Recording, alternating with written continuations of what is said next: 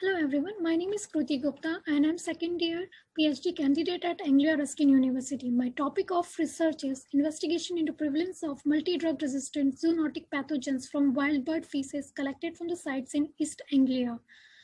We are reaching post-antibiotic era when we will be unable to use antibiotics to treat minor injuries or infections. This will lead to an increase in mortality rate if immediate action is not taken. For this, we need reliable data collected through conducting local surveillance studies in smaller regions.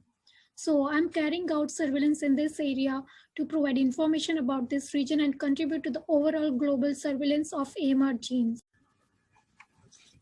So after deciding the locations, samples were collected using AMIS transport media. These samples were transported to the lab as soon as possible and they were processed within the next 24 hours.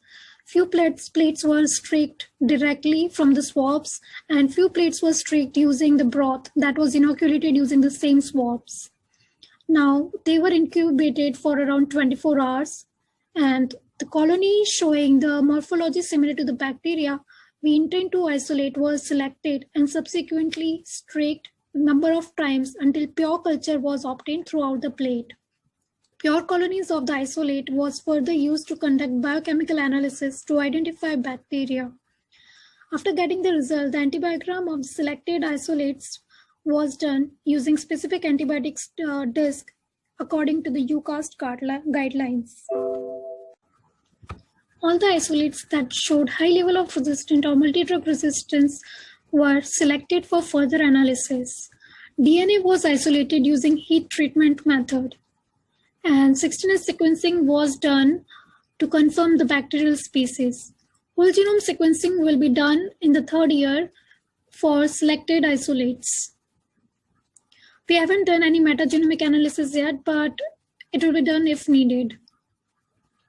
By doing this project, we are collecting a reliable database of the AMR genes prevalent in the environment.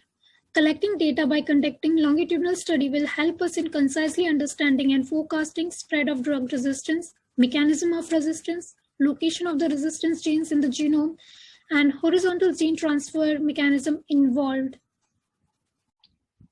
And prediction of the pattern in opportunistic pathogens to help to implement prevention strategies. For example, education on the requirement for good hygiene in area. The database will also help us in identifying new effective therapeutic agents and for diagnosis.